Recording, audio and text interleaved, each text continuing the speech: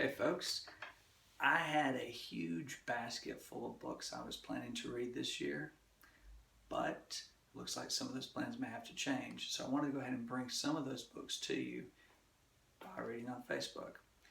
Before we get started, though, I wanted to remind you about some of the things that we know that skillful readers do whenever they come to a text. They're always thinking. They think before they read, they think as they read, and they think after they read. And some of the things that they do in order to get themselves thinking are called strategies. And here are just a few that we might use. We might be using the strategy of picture walking. That helps us get an idea about what the text is going to be about. We may do some rereading. Maybe we didn't understand a word. Maybe we didn't understand an entire page and we need to go back and reread to see if we can make sense of it. We also may do a lot of visualizing. This is where we just picture in our head what the story is telling us. This is really important with chapter books. You don't have the pictures to help you to see the story. You have to see it in your mind. Visualizing is how you do that. We also use background knowledge. These are things that you already know. Maybe you're reading a book about cats and you have a cat at home, so you have some background knowledge about that. Another strategy we use is predicting, and we do this a lot without even thinking about it. We're reading a book, we come to an exciting part, and we think, oh, I bet I know what's going to happen next. That's called predicting. Also, we may do a lot of asking questions. This is something we use a lot of times with an unfamiliar subject or an unfamiliar text where we don't really know what's going on, so we're questioning ourselves. What does this word mean? Or why did this character do that particular thing? Another strategy we can use is summarizing. This is where we stop every now and then and make sure we know what's going on in the story by just kind of retelling the main points in our head. Finally, we may draw conclusions. We look at things a character says or does and we try to figure out, why did they do that? Why did that take place in that way? You're not going to necessarily use all of these strategies when you read something. You may use just one strategy and use it over and over and over. Or you may use one strategy and then another and then go back to a previous strategy. And these are not all of the strategies that skillful readers use. They're just a few. So as I read this story to you, I want you to see what strategies you use to help you understand the text. And our text today is El Chino by Alan Say. And you'll notice there's only one name on this book because not only is Mr. Say the writer, he's also the illustrator. And his illustrations are really, really awesome. You're going to see some like this and some like this that look more like a black and white photo. And I want you to think as we're reading, why does he use different kinds of illustrations through his text? Because that's an important part of his story. El Chino. My parents came from Canton, China, and had 6 children in Arizona. I was the 4th child. They named me Bong Wei Wong, but my brothers and sisters called me Billy. Our home was a corner grocery store, and we were open for business every day of the year. In America, you can be anything you want to be, Dad told us. That was good news because none of us wanted to grow up to be a grocer. Lily, the eldest, was studying to be a librarian. Rose and Florence wanted to be teachers. My older brother Jack loved engineering. And Art, my baby brother, said he was going to be a doctor. All I ever wanted to do was play basketball. Who's ever heard of a Chinese athlete? They laughed.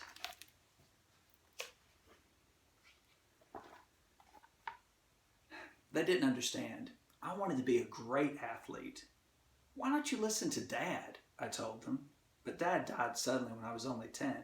Our days were dark after that, and we had to be a stronger family than we were before.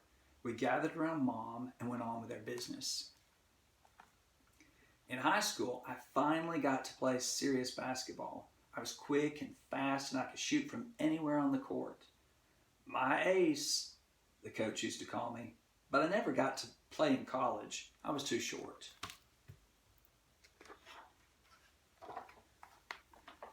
Just think, I said to my brother Jack, 4 inches taller and I would have been famous. Who's going to hire a Chinese ball player anyway? He asked. Learn a trade and earn a living like everybody else. So, like my brother Jack, I studied engineering. After college, I got a job as a highway engineer. That made everybody happy, especially Mom. But I kept thinking about shooting the winning basket with the clock running out. Give Billy the ball, they used to yell, and they always did. I'd spin and shoot all in one motion, and the whole gym would explode with my name. Billy, Billy, Billy. I never forgot that. Give me the ball.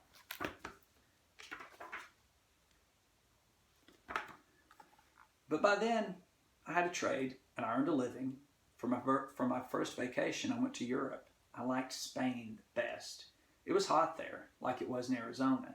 I saw castles and museums, cathedrals and gypsy dancers. Then I saw a bullfight. It was a sport where the bullfighter fools the bull with a cloth and then kills it with a sword. Sometimes the bull kills the bullfighter. It wasn't like the rodeos I had seen back at home.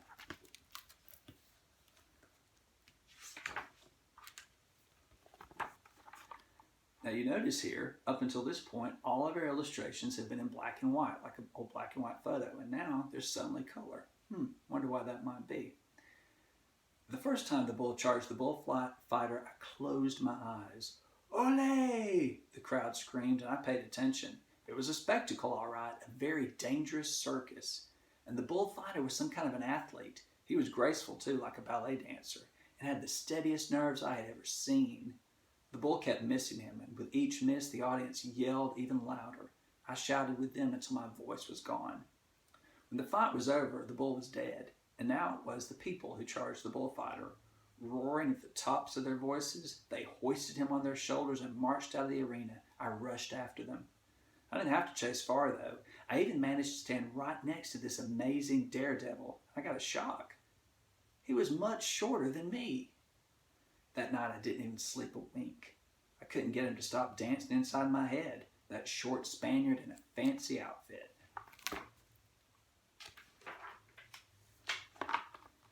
In the morning, I bought myself some Spanish clothes. Then I got a room in a boarding house where I put away my old clothes and put on the new.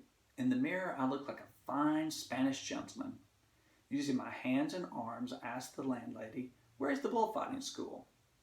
"Ah, senor," she said with great pity in her eyes. "Only the Spaniards can become true matadors."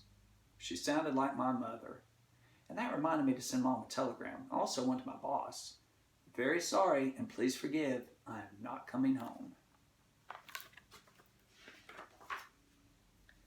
The school was just a clearing in a wood outside the city, but the maestro was a famous bullfighter.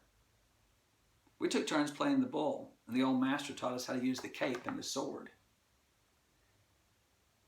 "He is a good athlete," I heard one student say about me, "and he has the courage and grace, but he cannot be a matador, he is not Spanish." My dad would have said a few things to them, but it was no use. How could they understand? They hadn't grown up in America.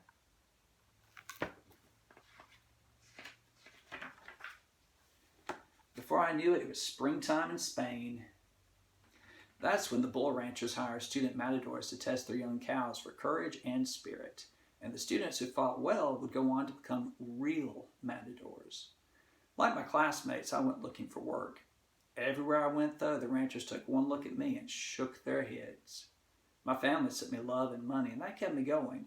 But after 2 years, I still hadn't fought a single cow. Maybe it was time to give up. Time to go home and be an engineer again. But what would Dad say to me now? I would tell him this wasn't Arizona, USA, so I couldn't become a matador. But un momento, senor, a Spanish matador? What had I been thinking? I wasn't Spanish, I was Chinese. I searched all over town and finally found out what I was looking for, a Chinese costume. I tried it on and I hardly even recognized myself in the mirror. It was like I was seeing myself for the first time. I looked like a real Chinese. And as I stared in the mirror, I felt a strange feeling come over me. I felt powerful. I felt that I could do anything I wanted, even become a matador. Could it be that I was wearing a magical costume? I went outside to see what would happen. I was a spectacle. Children followed me everywhere I went. Men greeted me across the street. Women smiled. "El Chino!" they shouted, the Chinese. For the first time, people were taking notice of me. It was like magic. Now it was time to go see a bull rancher. Sure enough, the first rancher I saw gave me the nod. Just like that, I was facing my first live bull. Actually, it was only a heifer, but it looked more like a black rhino to me with horns that could gore right through me. I will not back off, I told myself, and I waved the cape. The black hulk stood there, swishing its tail like a lion's. "Toro! Toro!" I called, giving the cape a good flap. The charge was sudden and fast. Like a tumbling boulder, the heifer came straight at me, and I swung the cape. At the very last moment, she swerved and went around for the cape. Swoosh! I felt the hot wind as she went past me. I spun around, flapped the cape again, and she charged once more, and then again. I don't remember how many passes I made before I heard the ranch hands shouting. They wanted to know how I would end the fight. So I made her charge me one more time, and then I walked away without even looking back, as I had seen the real matadors do. I prayed that heifer would not gore me in the back. She didn't move a muscle. "Ole, ole!" the crowd applauded me. I had passed the test.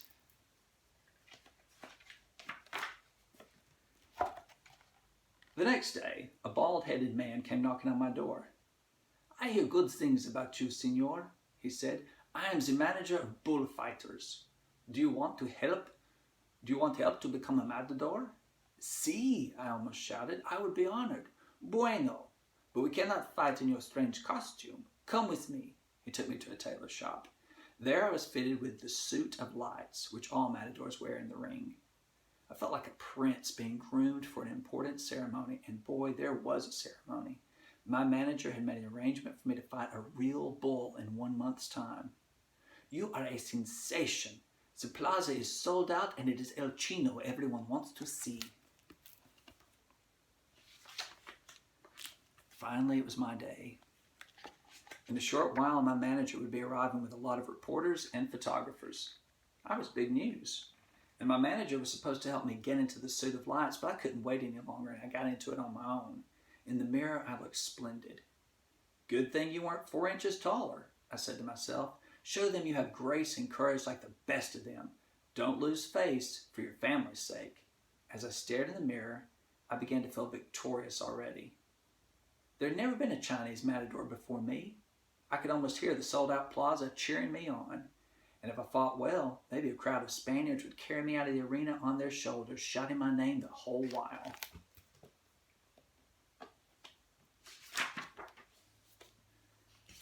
And that's the way it happened, just as I had dreamed it.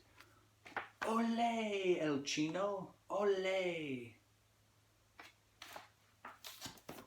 So, I hope you liked that story.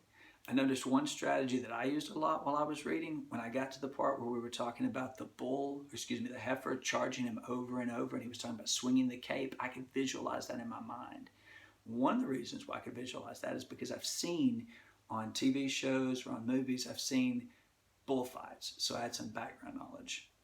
So what was the strategy that you used as I was reading the book? If you liked the story, comment, and I'll read another one tomorrow. Thanks, guys.